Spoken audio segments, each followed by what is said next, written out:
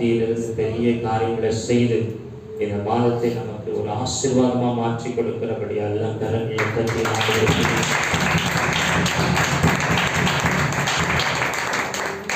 அதெல்லாம் உட்காரலாம். இந்த வேளையில தேவ வசனத்தை நம்ம தியானிக்க போகிறோம். உங்கள் அனைவரையும் கர்த்தராகிய இயேசு கிறிஸ்துவை நாமத்தில் வாழ்த்தி வரவேற்கிறேன். இந்த வருஷத்தின் முதல் மாதம் எப்படி ஓடிச்சுன்னு தெரியல.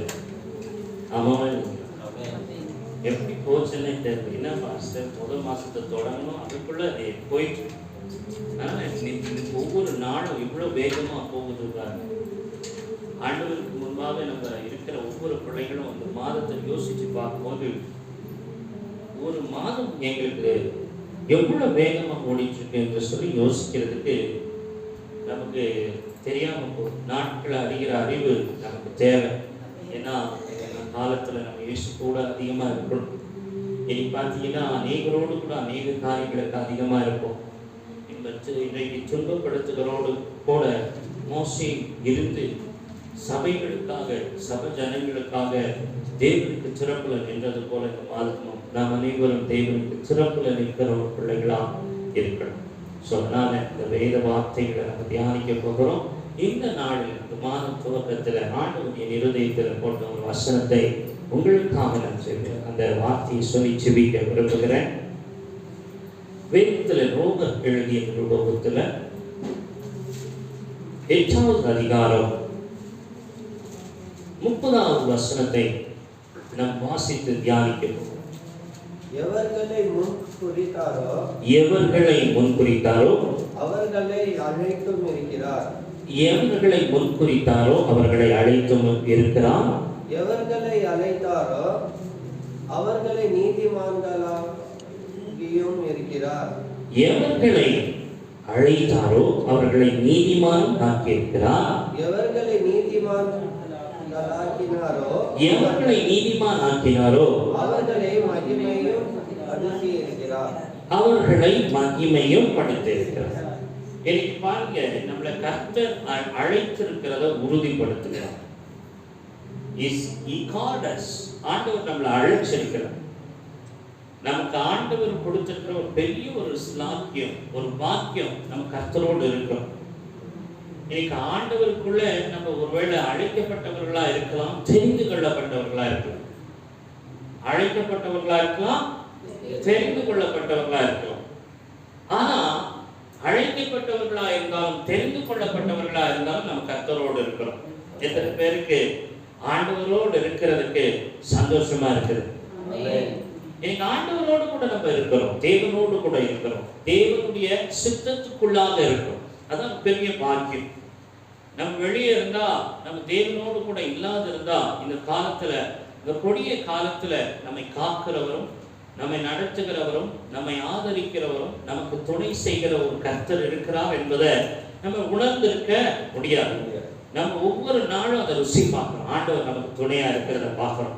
நம்ம அழைத்தவர் உண்மையுள்ளவரா நம்மளை நடத்துகிறத பார்க்கிறோம். கடந்த மாதம் எல்லாம் ஆண்டவர் அற்புதமாய் நடத்தி ஒரு புதிய மாதத்துல கொடுத்திருக்கிறார். அதனால இந்த நாளில இந்த 2வது மாதம் இல்லைங்களா, இது 2வது மாதத்துல நினைச்சுக்கலாம், ரெட்டிப்பான ஆசீர்வாதங்களை தேவன் நமக்கு தருவார். அல்லேலூயா. எல்லாம் ஆண்டவர் ரெட்டிப்பா மாற்ற போறார். எல்லா ஆசீர்வாதங்களும் ரெட்டிப்பா மாற போகுது. அதனால இன்னைக்கு இந்த வசனத்தின் மூலமா நமக்கு ஆண்டவர் கற்றுக் கொடுக்க வேண்டிய காரியங்களை பாருங்க. முதலாவது, ஆண்டவர் நம்மளை முன் குறித்திருக்கிறார். சொல்லுங்க, முன் குறித்திருக்கிறார். நான் தாயின் கருவில உருவாகிறதுக்கு முன்னையே, பைபிள் சொல்லுது, நான் தாயின் கருவில உருவாகிறதுக்கு முன்னையே இதற்காக, இந்த ஊழியத்துக்காக, இந்த சேவைக்காக, தேவனுடைய இந்த ஒரு ஊழியத்தில் ஒரு அங்கத்தினரா நம்ம தெரிஞ்சிருக்கிறார். எத்தனை பேர் சந்தோஷமா இருக்கிறீங்க? கரங்களை தட்டுங்க பார்க்கலாம். ஊழியத்துல இன்னொரு கருமையா எடுத்திருக்கிறாரு. நான் இந்த தேவனுடைய சமூகத்தில் இருக்கிறேன். ஆண்டவருடைய வசனம் பாருங்க, யாரை அழைச்சாரோ அவங்களை என்ன பண்ணியிருந்தாரா? முன்குறித்திருக்கிறார். பிஃபோர் சூசிங், நீ தேர்ந்தெடுக்கப்படுகிறதுக்கு முன்ன குறிச்சிட்டார், இவரு தான் முதலாவது. ஆபிரகாம் பேர் சொல்லி அழைச்ச போது ஆண்டவர் சொன்னார், நீ உன் இனத்தாரையும் வீட்டாரையும் விட்டு வான்னு சொன்னார். இன்னைக்கு பழைய ஏற்பாட்டில் அழைப்பு கொடுத்த உடனே அவர் கடந்து வந்த நாட்கள், அவர் கீழ்ப்படிந்த நாட்கள் நீ பார்த்தீங்கன்னா ஆபிரகாமை ஆண்டவர் அளவுக்கற்ற விதமாய் ஆசீர்வதித்தார். இன்னைக்கு அழைப்புக்கும் தெரிந்ததுக்கும் என்ன வித்தியாசம்? இதை நம்ம பார்க்கிறோம். ஆமா இல்லைங்களா? அழைப்புக்கும் தெரிந்து கொள்ளுதலுக்கும் என்ன வித்தியாசம்? நீங்க பார்த்தீங்கன்னா ஒருத்தரை ஆர்வம் போல அழைக்காவிட்டால் அவன் கர்த்தருடைய ஊழியத்தை என்ன பண்ண முடியாது, செய்ய முடியாது. ஒரு அழைப்பு பாருங்க, மோசையை அழைத்த அழைப்புல கர்த்தர் நிறுத்தி ஆண்டவர் மோசையை பயன்படுத்தினார். ஆண்டவர் 40 வருஷம் வனாந்தர வாழ்க்கையில கொடுத்து போனார். 40 வருஷமும் அவர்கள் கர்த்தருடைய வழி நடத்துதலில் நடந்தார்கள். இன்னைக்கும் நம்ம வாழ்க்கையில இந்த ஊழிய பாதையில நம்ம துவங்கின நாள்ல இருந்து கர்த்தரோடு நடந்துட்டு இருக்கிறோம். நம்ம கர்த்தரோடு நடந்துட்டு இருக்கிற நம்ம பார்த்து ஆண்டவர் சொல்றாரு, நீ முன்குறிக்கப்பட்டவன். முதலாவது முன்குறிக்கப்பட்டவன், உன் தாய் கருவிலேயே உன்னை முன்குறிச்சுட்டேன். ரெண்டாவது நீ அழைக்கப்பட்டவர். நீ எப்படிப்பட்டவங்க?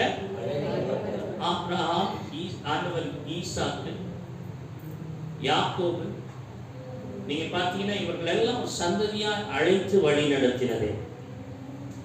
ஒவ்வொரு சூழ்நிலையும் வந்து ஆண்டவர் அழைக்கிறார். ஆமென்.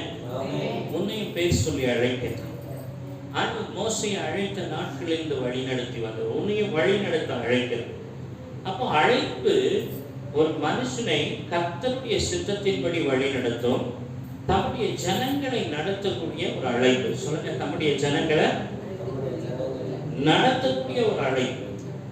ஆண்டவருக்காக கொடுக்கப்பட்ட ஜனங்கள், நம்முடைய சபையில எத்தனை பிள்ளைங்க கொடுத்திருக்கிறாங்களோ அவங்கள ஆண்டவர் வழியில நடத்துறதுக்கு ஒரு அழைப்பு கொடுத்திருக்கிறார். ஆமென். தெரிந்து கொள்ளப்பட்டது. நீங்க பார்த்தீங்கன்னா தெரிந்து கொள்ளப்படுறதுக்கும் அழைப்புக்கும் என்ன வித்தியாசம்?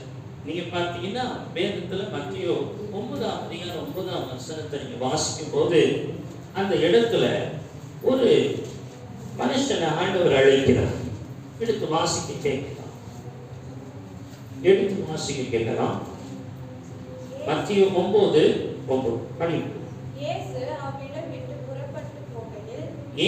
அவ்விடம் விட்டு புறப்பட்டு போகையில் ஆயத்துறையில் உட்கார்ந்து இருந்த ஒரு மத்தேயு என்கிற மனுஷனை கண்டு எனக்கு பின் சென்று வா அழைச்சாரு. அவன் எழுந்து அவருக்கு பின் சென்றார். நீங்க பாத்தீங்கன்னா ஆண்டவர் அழைச்ச உடனே ஒரு துறையை விட்டு ஒரு வேலையை விட்டு ஆண்டவர் பின்னால போனார். மத்தேயு என்கிறவரை முதலாவது என்ன பண்றாரு? அழைக்கும் போது அவர் எல்லாத்தையும் விட்டு, அவர் ஒரு ஆயத்துறையில் வேலை செய்தவர், ஒரு டாக்ஸ் கலெக்டர், அவர் எல்லாத்தையும் விட்டு யார் பின்னால போறாரு? இயேசுவுக்கு பின்னால போறார். அப்போ இயேசுவை பற்றி அறிந்து கொள்ள போறார். இன்னைக்கு ஆண்டவரை பற்றி அறிவு உண்டாகணும்னா ஆண்டவர் பின்னால நம்ம செல்லணும், ஆண்டவரோடு நடக்கணும். இது ஒரு அழைப்பு. அவரோடு நடந்து அவர் எப்படிப்பட்டவர், அவர் ரட்சிப்பு என்றால் என்ன, மனம் திரும்புதல் என்ன, ஆண்டவரோடு கூட நடக்கும் போது ஆண்டவர் எப்படி வாழ சொல்லுகிறார், ஒரு நம்முடைய வாழ்க்கை எப்படி மாற்றுகிறார், நம் இருதயத்தை எப்படி மாற்றுகிறார், பாவ மன்னிப்பை எப்படி தருகிறார். ஒரு மனுஷனுடைய மனசாட்சியை சுத்திகரிக்கக்கூடிய ஒரே ஆண்டவர் நம்முடைய ஆண்டவராகிய இயேசு கிறிஸ்து.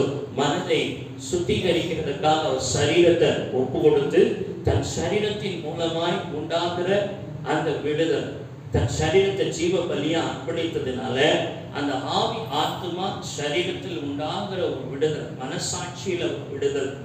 இனி மனசாட்சி விடுதலையா நான் என்ன செய்யறேன், நம்ம பாருங்க, நான் ஊழியம் செய்யறேன் அப்படின்னா என் மனசாட்சியை என்ன படுத்தக்கூடாது, குற்றவாளி என்று குற்றப்படுத்தக்கூடாது. அப்போ ஒரு மனுஷனை அழைக்கும் போது அவன் கர்த்தரோடு நடக்கும்போது அவன் என்ன ஆகிறான், அவன் மனசாட்சியை புதுப்பிக்கிறதுக்கு இயேசுவின் ரத்தம் நம்மை உள்ளான மனுஷனை கழுவி ஒரு பரிசுத்தமாக்குகிறது. எந்த ஒரு காரியம் நம்ம இருதயத்தை கழுவ முடியாது. அதனாலதான் இயேசு கிறிஸ்து தான் அவர் நம்முடைய எல்லா வித பாவ சுபாவங்களை கழுவ அவரால் அவர் அன்பு கூறும்போது ஒரு பாவியை மன்னித்து நீ செய்த குற்றங்கள் எல்லாம் நான் உனக்கு மன்னித்து நீ கடந்து போன்னு அனுப்புறாரு. அப்போ ஒரு பாவங்களை மன்னிக்கிற அதிகாரம் ஒரே தேவனிடத்துலதான் உண்டு. அதுதான் இயேசு கிறிஸ்து. அல்லேலூயா. பாவங்களை விட்டுலாம். நான் இந்த குடிப்பழக்கத்தை விட்டுட்டேன், இந்த சிகரெட் குடிப்பதை விட்டுட்டேன், இப்படி சண்டை போடுறதை விட்டுட்டேன், இன்னைக்கு இந்த பாவத்தை எல்லாம் விட்டுட்டேன் அப்படின்னு வரவங்களுக்கு நீங்க பார்த்தீங்கன்னா பாவத்தின் மன்னிப்பு கிடையாது, விட்டுட்டா மன்னிப்பு கிடையாது. ஏன்னா செய்த பாவத்துக்கு ஏற்ற குற்றங்கள் இருக்குது இல்லையா, அதற்கேற்ற தண்டனை இருக்குது. ஆனா இயேசு கிட்ட வந்த உடனே உன்னுடைய எல்லா பாவங்களையும் மன்னித்து அவர் குற்றத்தை நிவர்த்தி செய்கிறார். அல்லேலூயா. இந்த மாதத்துல நம்முடைய எல்லாவித தவறுகளை அவர் நிவர்த்தி செய்கிறதுக்காக தான் அவரோடு கூட நம்ம நடக்கிறோம். நம்ம மனசாட்சியில புதிய மனுஷனாகிறதுக்காக, புதிய ஜீவனை பெறுகிறதுக்காக நம்மளை கர்த்தர் அழைச்சிருக்கிறாரு. பழைய மனுஷனை நம்ம என்ன பண்ணோம், களைத்து போடணும். நம்ம ஒரே நாள்ல மாறிட முடியாது. ஒரே நாள்ல ஒரே ஒரு சத்தியத்துல நான் மாறிட்டேன் அப்படின்னு சொன்னா மாறலாம். அநேக பேர் நான் மனம் திரும்பிட்டேன், நீ ஏற்றுக்கிறேன் அப்படின்னு சொல்லுவாங்க. ஆனா அது கழுவப்படணும். அப்போ அவரோடு நடக்கணும், அவரோடு கூட இருக்கணும், அவரோடு கூட வாழணும். அவருடைய சமூகத்துல நமக்கு மனசாட்சியில் குற்ற நிவாரண அந்த நிவாரணமானதை நம்ம புரியுற வரைக்கும் அவரை நம்ம பின்பற்றிட்டே இருக்கணும். ஆமென். எத்தனை பேருக்கு புரியுது நான் சொல்றது? அப்ப ஆண்டவர் ஏன் அழைத்திருக்கிறார்னா அவரோடு நடக்கிறதுக்காக, அவரோடு பழகிறதுக்காக, அவர் செய்ததை செய்கிறதுக்காக. நீங்க அவர் என்ன செய்தாலும் அதை நம்ம செய்கிறதுக்காக ஆண்டவர் அவரோடு கூட நம்மளை நடத்தி கொண்டு போகிறார். அப்போ நீங்க பாத்தீங்கன்னா அழைப்பு என்பது அவரோடு கூட நடந்து அவருடைய எல்லாவித குணாதிசயங்களை கற்றுக்கொண்டு அவரை போல வாழ்கிறதுக்காக அழைப்பு கொடுத்திருக்கிறார். இரண்டாவது, தெரிந்து கொள்ளப்பட்டவர்கள். நீங்க பாத்தீங்கன்னா 38 வருஷமா ஒருத்த வியாதியஸ்தன் இருக்கிறான். அவனுக்கு முன்பாக ஒரு குடம் வைக்கப்பட்டிருக்குது. அநேக பேர் முதலாவது இறங்கும் போது தூதர்கள் அந்த இடத்துல கலக்கும் போது வந்து முதல் இறங்குகிறவங்களை குணமாக்கப்படுறாங்க. ஆமா இல்லைங்களா? அத்தனை பிள்ளைகளை நீ பாத்தீங்கன்னா 38 வருஷமா எத்தனையோ பேர் அவன் பார்த்துட்டு இருப்பான். குளத்துல இறங்கி இறங்கி அநேக பேரை குணமாக்கிட்டு இருப்பாங்க. ஆனா அந்த குணமாக்குறதுக்காக அநேக பேர் அந்த நாள்ல அங்க காத்துட்டு இருக்கிறாங்க. ஆனா இந்த ஆண்டவர் போய் எல்லாரையும் விட்டுட்டு 38 வருஷமா இருக்கிறவனை தான் ஆண்டவர் தேர்ந்தெடுக்கிறார். அல்லேலூயா. அவன் தேர்ந்தெடுத்து சுகமாக்குறார். தெரிந்து கொள்ளப்பட்ட அவனை சுகமாக்குறார். தெரிந்து வேற பிடித்து அவனை சுகமாக்குறார். அப்போ ஒரு மனுஷனை அழைக்கிறது, அவர் அழைத்து ஊழியம் கொடுக்கிறது ஒரு அழைப்பு. ஒரு மனுஷனை தெரிந்து கொள்ளுவது. நீ பாத்தீங்கன்னா 2 பேரும் இங்க இருக்கிறீங்க. அழைக்கப்பட்டவர்களும் இருக்கிறீங்க, தெரிந்து கொள்ளப்பட்டவர்களும் இருக்கிறீங்க. சிலது ஏன் வந்தேன்னே தெரியாது. ஏசுனாலே ஏசுனா தெரியும், அவ்வளவுதான். ஏசுனா என்ன தெரியுமா? ஏசுனா தெரியும். நான் வாரம் வாரம் சர்ச்சைக்கு போறேன், இதான் ஏசு. வாரம் வாரம் மாதம் மாதம் கம்யூனியன் எடுக்கிறேன். ஆனா இயேசுவை யாருன்னு தெரியாது. அவர் எவ்வளவு மனசாட்சி எனக்கு குணமாக்கி இருக்கிறார் எனக்கு நல்லா தெரியுது, எனக்கு புரியுது. நான் குணமாயிட்டு இருக்கிறது அவரோடு நடக்கிறதுனாலதான் எனக்கு புரியுது. ஆமென். அல்லேலூயா. நம்ம கோடி வைத்திருந்தாலும், சம்பாதனையில அழுவக்கற்ற மகிமையை வைத்துட்டு இருந்தாலும், நம்ம மனசாட்சி நம்மளை குற்றவாளி ஆக்கிடுச்சுன்னா நம்ம எவ்வளவு மேல இருந்தாலும் நம்ம பாவிடும், எவ்வளவு கீழே இருந்தாலும் பாவிடும். அப்ப அந்த பாவ நிவர்த்தியை கொடுக்கிற ஒரு ஆண்டவர் நம்மளை தெரிந்து கொண்டிருக்கிறார். 38 வருஷமா அவனை யாரும் கண்டுக்கல, யாரும் கவனிக்கல. இயேசுவை போய் கேட்கிறார், அப்பா நீ சுகமாக விரும்புறியா அப்படின்னு சொல்லி. யோவான் 5ஆம் அதிகாரத்தை நீ படிச்சுக்கங்க, நேரம். அல்லேலூயா. 5-6 வசனங்கள் நீ படிக்கும் போது ஆண்டவர் வந்து பேசுற கான்வர்சேஷன் நடக்குது. கேட்கிறார், அப்பா நீ சுகமாக விரும்புறியா? ஆமாப்பா. யாராவது கேட்கறீங்க, அப்பா நீ நல்லா இருக்க விரும்புறியா, உனக்கு வியாதியெல்லாம் சுகமாக்கிட்டா அப்படின்னு சொன்னா நீங்க என்ன பண்ணுவீங்க? இன்னைக்கு பாருங்க, பர்மனென்ட். இனிமே நீ இந்த மருந்து போட்டினா நீ சுகமாயிடுவேன்றவங்க யாருன்னா சொல்ல முடியுமா? சொல்ல முடியுமா? அநேக பேர் அநேக காரியங்களை சொல்றாங்க. இன்னைக்கு அநேக விதமான ஆயுர்வேதிக், அப்புறம் ஹோமியோபதி, ஆலோபதி, இன்னும் பல விதமான மெடிசன் வந்திருக்குது. அவங்க வந்து பாருங்க, இந்த ஒரு வியாதி எனக்கு இந்த மருந்து போட்டா சுகமாயிடும் அப்படின்னு சொல்ல முடியுமா? எடுத்துக்கோங்க பார்க்கலாம். இந்த மருந்தை எடுத்துக்கங்க பார்க்கலாம். ஆனா இயேசுகிட்ட அப்படி இல்லை. நீ வந்தீங்கன்னா உன்னை சுகமாக்கலாம் அவர் தேர்ந்தெடுத்துட்டாருன்னா அவர் உன்னை கூப்பிட்டு 35 வருஷமா இருந்த வியாதி என்ன வியாதியா இருக்கட்டும், அது உன் சரீரத்துல என்ன பாதிப்பு இருக்கட்டும், உன் உறுப்புல என்ன பாதிப்பு இருக்கட்டும், உன் அவயவத்துல என்ன பாதிப்பு இருக்கட்டும், உன்னுடைய வலிகள் எதுவே இருக்கட்டும், இயேசுகிட்ட வந்த உடனே ஆண்டவர் சொல்றாரு சுகமாயிரு, சுகப்படுத்தி அனுப்புறாரு. ஆமென். அல்லேலூயா. நிறைய பலவீனத்தை சுகப்படுத்தி அனுப்பியிருக்கிறாங்க. நம்ம மனசுல சமாதானம் இல்லாத சுகம் இல்லாத வந்திருப்போம். ஒரு ஆறுதலான வார்த்தை ஒரு மருந்தா நம்ம வாழ்க்கையில மாறி இயேசு பேசுற ஒரு ஆறுதலான வார்த்தையே நம்ம ஒரு சரீரத்துக்கு மருந்தா மாறிடுது. அப்போ ஆண்டவர் பேசுறாரு பாருங்க. ஆண்டவர் சொல்றாரு, நீ சுகமாக விரும்புறியா மகனே? ஆமா, நான் நிறைய முறையை ட்ரை பண்ணிட்டேன், நான் எவ்வளவு பிரயாசப்பட்டுட்டேன், எப்படியாவது அந்த குழியில விழணும்னு. ஆண்டவர் குழியில விழுந்து சுகமாகிறத விட நான் தொட்டு உன்னை சுகமாக்குறேன்றார். எத்தனை பேர் ஆமென் சொல்ல முடியும்? அப்போ ஆண்டவர் தெரிந்து கொண்டு சுகமாக்குகிறவர்கள், அழைக்கப்பட்ட வேலைகளுக்கு ஆயத்தப்படப்பட்டவர்களா இருக்கிறோம். அப்ப தெரிந்து கொண்டாலும் அழைக்கப்பட்டாலோ இன்னைக்கு ஏதோ ஒரு சுகம், ஏதோ ஒரு அதிசயம் நமக்கு நடந்ததுன்னா அதுக்கு நம்ம நன்றி உள்ளவர்களா இருக்கணும். அதனால்தான் அங்கே பவுல் எழுதும்போது இப்படி சொல்றாரு, எவரை ஆண்டவர் முன்குறித்தாரோ அவரை அழைச்சிருக்கிறாரோ, எவரை அழைச்சிருக்கிறாரோ அவரை நீதிமானா மாற்றிருக்கிறார். பக்கத்துல பார்த்து சொன்னேன், நான் என்னை பத்தி நானே தவறா நினைச்சேன். இயேசுகிட்ட வந்த பிறகு நான் என்ன நினைச்சேன், நான் பாவி, நான் இனிமே என்ன பண்ண முடியாது, ஜெபிக்க முடியாது, நான் ஆண்டவரை தேட முடியாது, என் தவறுகள் அநேகமா இருக்கும், மாம்சத்துல நான் வெளிப்பட்டதுனால என் மாம்சம் என்ன தவறுகளுக்கு இழுக்கும் போது நான் ஆண்டவர் இடத்துல எவ்வளவு மன்னிப்பு கேட்டிருக்கிறேன். ஆமா இல்லைங்களா?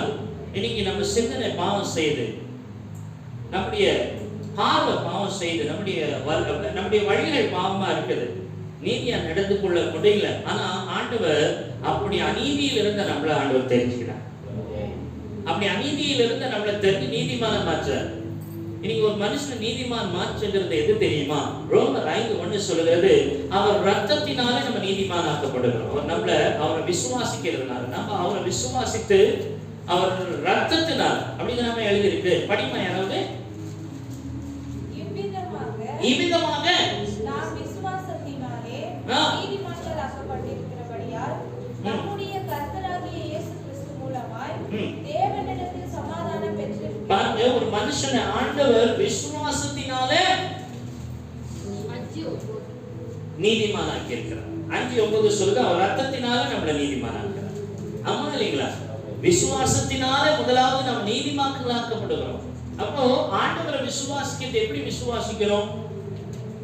எப்படி விசுவாசிக்கிறீங்கம்மா?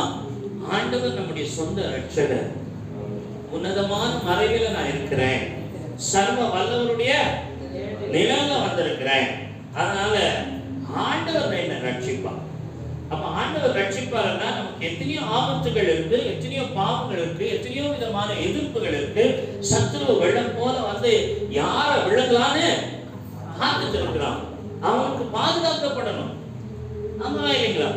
ஒரு மனுஷனை தன்னுடைய நீதியினால நீதிமானாக்கப்படுகிறது இல்ல, கர்த்தர் தான் நமக்கு வருகிற விசுவாசத்தினால அவனை நீதிமானாக்கிறார்.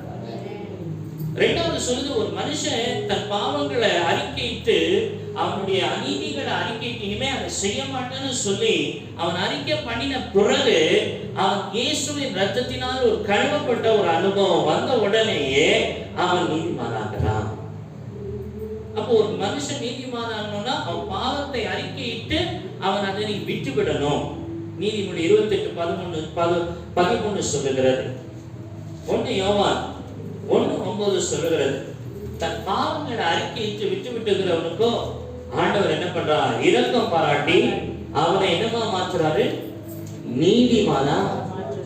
எத்தனை பேர் ஆண்டவரை அதிகமா நேசிக்கிறீங்க? ஒரு சொல்லுங்க பாருங்க. நான் நினைச்சிட்டு இருந்தேன், நான் என்னவோ ஊழியம் செய்யறேன், நான் ஏதோ காரியத்தில் நடந்துட்டு போயிட்டு இருக்கேன் அப்படின்னு சொல்லி. ஆனா ஆண்டவர் சொல்றாரு, நான் இந்த காரியத்தெல்லாம் உனக்கு செய்துட்டேன். சொல்லுங்க, நான் யாருன்னே தெரியாம தேவனை ஆராதிக்கிறது தப்பு. சொல்லுங்க, நான் யாருன்னே. ஆமென்.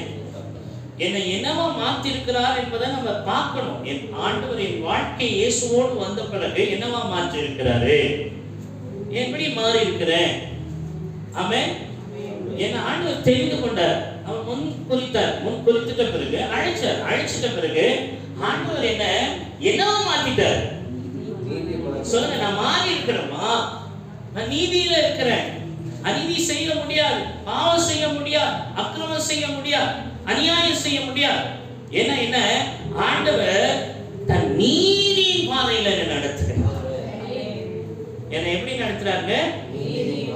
அநீதியை செய்ய விடாதபடிக்கு தன்னுடைய ரத்தத்தினால் என்னை கழுவிட்டாரு. இனிமே பாவம் செய்ய முடியாத அளவுக்கு ஒரு நீதியில நான் இருக்கிறேன். ஆமென். பாருங்க, இன்னைக்கு பாத்தீங்கன்னா ஒரு வக்கீல் எந்த கேஸையும் மாத்தலாம். ஆமா இல்லைங்களா? ஒரு ஜட்ஜ் ஒரு காரியத்தை நீதி செய்யலாம். இன்னைக்கு வக்கீலா இருக்கிறவர் கேஸ் வழக்காடும் போது எப்படியாவது அவர் மாத்துவார். ஆனா ஜட்ஜ் ஒரு நீதியை கண்டுபிடித்த பிறகு அவனுக்குள்ள ஒரு நியாயம் இருக்குது, ஒரு உண்மை இருக்குதுன்னு சொல்லிட்ட பிறகு அதை பத்தி ஆராய்ச்சி செய்த பிறகு அந்த ரெண்டு வாதங்களை கேட்டு அவனுக்கு நீதி செய்வார். ஆமா இல்லையா? ஆமாவா இல்லையாமா? நம்ம போய் ஆண்டவர்கிட்ட போய் நின்னா பிதாவானவர் நம்மளை பார்க்கும்போது எப்படி பார்ப்பார் தெரியுமா? எப்படி பார்ப்பாருமா? தூரத்துல இருந்த இளைய குமாரன் போல நான் சமீபத்துல கொண்டு வந்தேன். நமக்கு மத்தியஸ்தரா ஒரு இயேசு கிறிஸ்து இருந்தாரு. நமக்கு இருந்த அந்த பிரிவை ஆண்டவரோடு கூட இணைந்து சமாதானத்தோடு வாழ்படி. வசனம் என்ன சொல்லுமா? சமாதானத்தை பெற்றுக்கொள்ளும். அது வரைக்கும் மனசாட்சியில என்ன வேலை செஞ்சாலும் ஒரு டென்ஷன், என்ன காரியம் செஞ்சாலும் ஒரு வருத்தம், ஒரு வேதனை, என்னொன்னு ஒரு நம்பிக்கை இல்லை, ஒரு விசுவாசம் இல்லை. எதுக்கும் நம்ம இருதயத்தை ஒப்பு கொடுக்க முடியல. ஆனா ஆண்டவரை ஏற்றுக்கொண்ட பிறகு ஒரு புதிய மாற்றம் வந்துச்சு. நான் செய்யறதெல்லாம் சரியா தான் இருக்கு. கணக்குல தட்ட மாட்டீங்களா? நான் பேசுறதெல்லாம் சரியா இருக்கு, நான் நடக்கிற முறைகள் சரியா இருக்கு, நான் கற்றுக் கொடுக்கிற முறைகள் சரியா இருக்கு. அதனால இந்த கற்றுக் கொடுக்கிறவர் அழைத்தார் பாருங்க, அவரோடு நடக்கும்போது கற்றுக் கொடுத்துட்டாரு. கற்ற பிறகு நம்ம எங்க நடக்கிறோம் பாருங்க? நீதியின் பாதையில. ஒருத்தருக்கு அநியாயம் செய்ய மாட்டோம், ஒருத்தரை ஏமாற்ற மாட்டோம், ஒருத்தருக்கு தீங்கு செய்ய மாட்டோம், சினம் அடைய மாட்டோம், கோபம் கொள்ள மாட்டோம், மன்னிப்போம், இறங்குவோம். அவர்களை நம்முடைய நீதியின் பாதையில நமக்குள்ள கற்றுக்கொள்ள, கிறிஸ்து நம்மோடு இருக்கிறதை அவர்கள் கற்றுக்கொள்ள நம்ம செய்வோம். ஆமென்.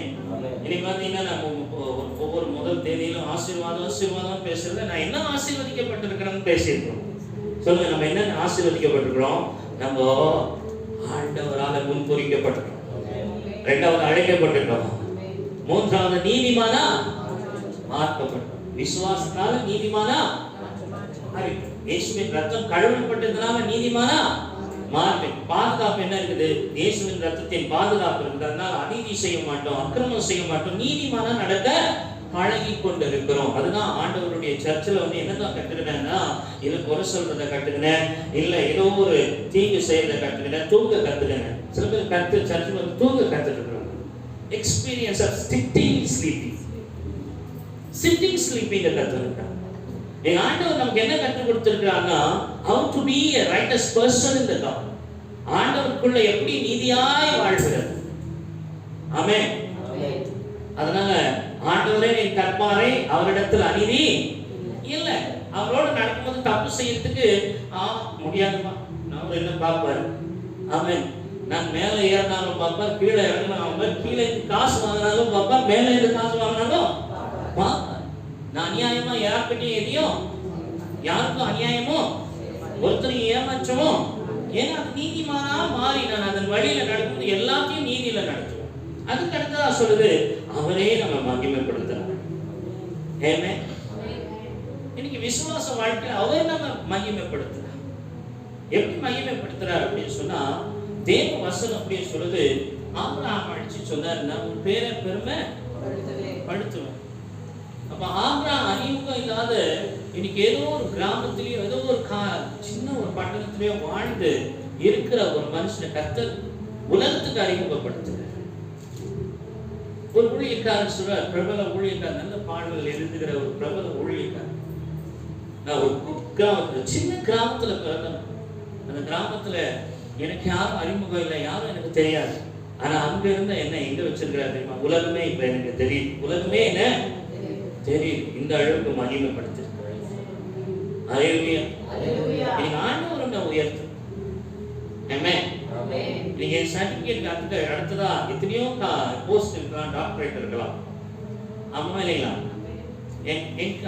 என்னுடைய அறிமுகம் நான் பண்ணும்போது, நான் ஒரு விசிட்டிங் கார்டுல போடும்போது நான் என்ன போடுவேன்? ரெவரண்ட், இல்லைன்னா பிஷப், இல்லைன்னா அதுக்கு எதுனா ஐயர் இருக்குதுங்களா? ரெவரண்ட் பிஷப் மேல இருக்குதுங்களா? அதுக்கு மேல இருந்தாலும் அதுக்கு மேலேயே உன்னை வச்சிருக்கேன். ஹல்லேலூயா. Praise the Lord. பேருக்கு மாற்றம் நம்ம அப்படி இல்லை. நம்ம பாஸ்டரா அழிச்சிட்டு தேவனுடைய ஊழியக்காரரா ஆண்டவர் மாற்றி இருக்கிறார். தேவனுடைய பிள்ளைகளுக்கு ஒரு போதிக்கிற கிருபைகளை எனக்கு கொடுத்திருக்கிறார். எனக்கு என்ன அவ்வளோ ஜனங்கள் அறிந்திருக்கிறார். அது அறிந்திருக்கிறதுக்கு தேவன் மகிமைப்படுத்தினாதான் உலகம் அறிய முடியும். ஆமென். ஹல்லேலூயா. சோ ஆபிரகாம் உலகமே அறியுது, நீயும் அழியாத பேசிட்டே இருக்குது. ஏன் அப்படின்னு சொன்னா அவர் பேரை பெருமைப்படுத்தினா பெருத்திட்டார். ஹல்லேலூயா. ஹல்லேலூயா. நீங்க ஆண்டவர் அழைச்ச சீஷர்களுடைய பேர் இன்னும் இருக்குது, புக்கிலே எழுதிட்டார். அழைக்க முடியாது. நீங்க உன்னுடைய பேரையும் அழைக்க முடியாது. ஏன் அப்படின்னு சொன்னா நம்ம மறைந்தாலும் நாம் செய்த பணியின் அந்த ஆசீர்வாதம் அது மறையாது. உன் பேரை பெருமைப்படுத்தும். இவன் இன்னாருடைய பிள்ளை, இவங்க தாத்தா இன்னார். ஆமென். எப்படி சொல்லிருப்பாங்க? ஆமா இல்லைங்களா? ஈசா சொல்லுவான், அவங்க தாத்தா பத்தியா? அப்ரஹாம் தாத்தா பார்த்துருக்கிறியா? யாக்கோப் சொல்லுவான், அப்ரஹாம் தாத்தா பார்த்து. யோசப் சொல்லுவான், யாக்கோப் தாத்தாவை பார்த்துருக்கிறியா? ஆமா இல்லையா? இன்னைக்கு எல்லா பிள்ளைகளுக்கும் அவங்க என்ன பண்ணியிருப்பாங்க? தன்னுடைய பிள்ளைகளை, தாத்தாவை பார்த்தியா? எங்க சந்ததியில இருக்கிறாரு, இவ்வளோ ஊழியம் செஞ்சாரு, விஸ்வா பிரேயர் மினிஸ்ட்ரி மூலமா ஊழியம் செய்தாரு அப்படின்னு சொல்லி நம்ம பேரை அந்த எங்க தகப்பனார் தான் ஆண்டவருக்கு முழுமையா ஒப்பு கொடுத்து இயேசு இயேசுன்னு ஓடினாரு அப்படின்னு சொல்லி என் பையன் சொல்லுவான். அவன் பையன் ஆமென். இல்லைன்னா என்ன பிடிச்சிருக்க முடியாது. இன்னைக்கு நான் இங்கே கட்டப்பட்டு இருக்கிறேன் அப்படின்னு சொன்னா எங்க அப்பா என்னை ஒழுங்கா இந்த இடத்துல வச்சதுனாலதான் நான் இங்க கட்டப்பட்டு இருக்கிறேன் அப்படின்னு அவங்க பிள்ளைக்கு சொல்றேன். அப்ப அவங்க பிள்ளை அதை பின்பற்றும். பிரைஸ் சொல்லுங்க. எங்க ஆண்டவர் சொல்றாங்க, பேர் உன்னை மகிமை. This month you're going to receive the glory of God. அவருடைய மகிமையை நீ பார்க்க போற. உன் கூட அநேக பேர் உன்னை ஈனமாய் பேசியிருக்கலாம், அவமதித்திருக்கலாம், அசட்டை பண்ணிருக்கலாம். எனக்கு தெரியும் பேர் பண்ணிட்டு இருக்காங்க, அதை கவலையே பண்றது. ஆமென். 10 பேர் தூற்றுவன் இருந்தா 100 பேர் போற்றுவன் இருப்பான். ஆமென். என்னை போற்றி தூற்றி ஒரு பிரயோஜனங்களை இயேசுவை மகிமைப்படுத்தினாதான் நீ அந்த மகிமை நிறைவினால குறைவுகள் எல்லாம் என்ன ஆகும்? நிறைவாகப்படும். அதனால அவரை மகிமைப்படுத்தும். அந்த மகிமை அந்த கூடாரத்துல நம்ம இருக்கிறோம். அவர் மகிமையின் பாதுகாப்புல இருக்கிறோம். எங்க தேவனுடைய மகிமை இறந்து வருதோ அந்த இடத்துல ஒரு அசைவு இருக்கும். ஊழியக்காரர்கள் நிற்க முடியாது. அந்த அளவுக்கு அந்த மகிமை ஆலயத்தை நிரப்பினது. இன்னைக்கு மோசை கண்ட அந்த மகிமை நாமும் காணுகிறதுக்காக கர்த்தர் அழைச்சிருக்கிறார். இன்னைக்கு அந்த தெய்வீக பிரசன்னம் நம்ம ஆராதிக்கும் போது எப்படி இருக்குது தெரியுங்களா? இந்த இடத்துல நம்மளை கர்த்தர் மூடி மறைக்கிறார். ஹல்லேலூயா. சோ இன்னைக்கு ஆண்டவர் நம்மளை பிரசன்னத்தினால நிரப்புறார். வேத வசனம் பேசும்போது பேச வைத்துட்டே இருக்கிறார், நிறுத்தவே முடியல. ஆனா கூட நான் நிறுத்த வேண்டியது ஒரு அவசியம். ஆமென். ஹல்லேலூயா. இன்னைக்கு வேத சத்தியம் எப்படியே சொல்லுது? உன்னை மகிமைப்படுத்துறார். இந்த மாதத்துல கர்த்தர் உன்னை அழைத்திருக்கிறார். கர்த்தர் உன்னை நீதிமான் ஆக்கியிருக்கிறார். கர்த்தர் உன்னை மகிமைப்படுத்துவார். என்னைக்கு எனக்கு ஆண்டவர் அந்த நல்ல காலம் பிறக்கும், என்னைக்கு ஆண்டவர் என்னை உயர்த்துவார். நான் இவ்வளவு வருஷமா ஊழியம் செய்யறேன், எனக்கு வேண்டிய பூர்ணமான தேவைகள் சந்திக்கப்படல, என் குடும்பத்துல அநேக நன்மைகள் சந்திக்கப்படல, இன்னும் அநேக குறைவுகள் எங்களுக்கு கொண்டு கர்த்தர் ஏதாவது செய்யணும்னு சொல்லி காத்திருக்கிற உங்களை பார்த்து சொல்றார், நான் இந்த மாதத்துல இனிமே வருகிற எல்லா காலத்திலும் உங்களை மகிமையா வைப்பேன். இந்த உலகத்துல நீங்க மகிமையை காண்பீர்கள். நம்ம கண்களை மூடி ஜெபிக்கலாம். அன்பின் பரலோக பிதாவே, கர்த்தர் எங்களை முன் குறித்ததற்காக ஸ்தோத்திரம். கர்த்தர் எங்களை அழைத்ததற்காக ஸ்தோத்திரம். கர்த்தர் எங்களை தம்முடைய கிருபையினாலே தம்முடைய ரட்சிப்பினாலே எங்களை நீதிமான் ஆக்கினதற்காக ஸ்தோத்திரம். கர்த்தர் எங்களை மகிமைப்படுத்திக் கொண்டிருக்கிறதற்காக ஸ்தோத்திரம். இந்த நாளில் வந்திருக்கிற பிள்ளைகள் எந்த சூழ்நிலையில் வந்திருந்தால் நீங்க அழைத்ததை நினைத்துக் கொள்.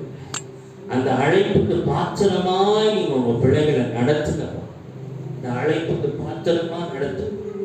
அவர்கள் நீதிமான்கள் என்று ஆண்டவர் இந்த உலகத்தை சொன்னார். அவர்களை ஆண்டவரே நீ மகிமையும் படுத்தும். இதுவரைக்கும் ஆண்டவரே கண்ட அவமானம், வெட்கம், வேதனைகளை மாற்றி அவர்கள் மகிமைப்படுகிற அளவுக்கு தேவன் அற்புதங்களை செய்யும். இந்த நாளிலும் கூட இந்த புதிய ஆண்டவரே அப்பா மாதத்துல முதல் தேதியில எங்கள் எல்லா ஆண்டவரே சூழ்நிலைகளையும் தேவைகளையும் குறைவுகளையும் ஆண்டவரே நிறைவுகளையும் இயேசுவின் பாதத்தில் வைக்கிறோம். அடிமைகளை கர்த்தர் நினைத்து எங்களுடைய குறைவுகளை மன்னித்து, பாவங்களை மன்னித்து, எங்கள் ஆண்டவரே பலவீனங்களை மன்னித்து இந்த புதிய மாதத்துல நாங்கள் சுத்திகரிக்கப்பட்டவர்களால் நுழைய கர்த்தர் கிருபை செய்யும். எங்களை ஆண்டவரை நீங்க வழி நடத்து.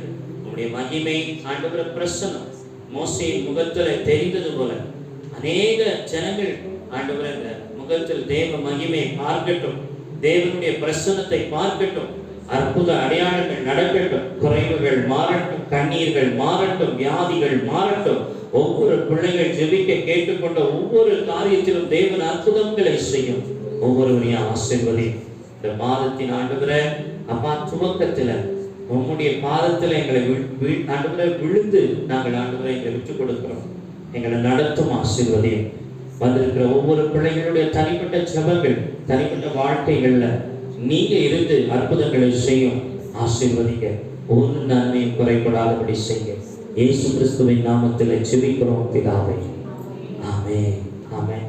உங்கள் அனைவரையும் உண்மையாகவே வாழ்த்துகிற வார்த்தைகளை கேட்ட உங்களுக்கு ஒவ்வொருவருக்கும் பிரயோஜனமா இருக்கும் என்று நான் நம்பி இருக்கிறேன்.